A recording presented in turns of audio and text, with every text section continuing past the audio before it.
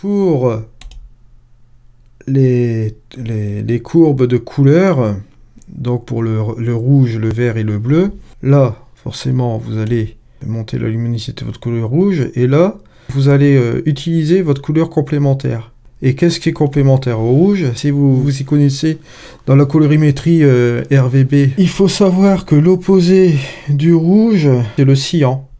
Voilà. Si vous prenez le vert, par exemple, l'opposé du vert, ça va donner du magenta. Vous voyez? Là, vous allez, par ici, vous obtenez du vert, et ici, vous obtenez quoi? Du magenta. Là, on prend toujours l'exemple du ton moyen. Le bleu, c'est la même chose. En montant ce curseur-ci, vous obtenez le bleu. Et si le contraire, au niveau de sa complémentaire, vous allez avoir quoi? Du jaune. Là, c'est toutes des choses que vous devez savoir. Quand vous mélangez du rouge avec du bleu, vous avez du magenta. Quand vous mélangez du bleu avec du vert, vous avez du cyan. Quand vous mélangez du vert avec du rouge, vous obtenez du jaune. Et quand vous mettez les valeurs à fond de tout ça, bon, par exemple, je vais vous montrer. Vous mettez la courbe bleue ici. Vous mettez la courbe verte là. Et vous mettez la courbe rouge ici. Vous obtenez le blanc.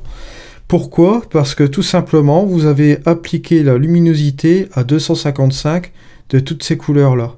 Et le 255 du rouge, du vert et du bleu donne un écran blanc.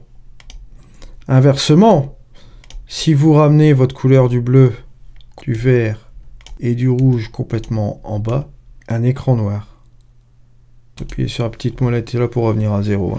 Donc ici, ce qui va se passer, là, en l'occurrence ces courbes-là, ça va nous aider à enlever des couleurs dominantes, ou bien peut-être, moi je les utilise souvent, c'est pour créer de nouvelles tonalités. Regardez comme ceci, en 2-3 minutes, je vais vous faire quelque chose, allez voir. Si on va un petit peu refroidir comme ceci. Baisser un petit peu les hautes lumières, ou bien les basses plutôt comme ceci. Voilà. Vous voyez avec les courbes de ton comment on a réussi à changer la nature de notre image comme ceci. Voilà. Ensuite, vous avez le filtre HSL.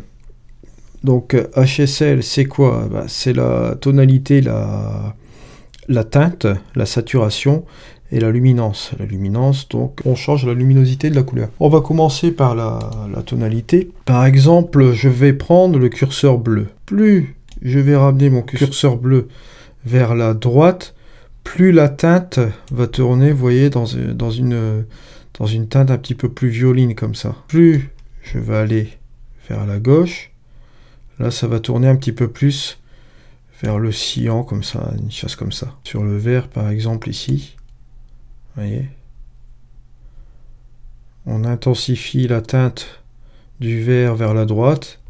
Et là, c'est tout le contraire vers la gauche. Ici, au niveau de la saturation, bon là, je vous apprends rien. On joue sur la saturation des couleurs. Saturation des couleurs, donc, bon, par exemple, le vert ici, on l'enlève. Là, ça vous enlève toutes les saturations du vert. Ici, par exemple, le jaune, la même chose. Si j'enlève, par exemple, tous ces curseurs, je les ramène vers la gauche, ça désature complètement ma photo. Et là, ça devient du noir et blanc, forcément, parce qu'on a désaturé toutes les couleurs. Allez, vous saturez un petit peu plus peut-être l'eau, voilà, comme ceci. Ici j'ai un petit peu de rouge au niveau de la caillasse, bon, ouais, ça comme ça, au niveau du nuage, voilà, un tout petit peu comme ça, voilà. Et au niveau de la luminance, forcément, la puissance de la luminosité de votre couleur. Là, en l'occurrence, par exemple, bon, on va dire, vous avez le bleu ici, hop, il va avoir tendance à partir vers les hautes lumières, vous voyez, par ici. Là, vous allez plus dans les basses lumières. Là, on a un effet orageux, par exemple. Voilà.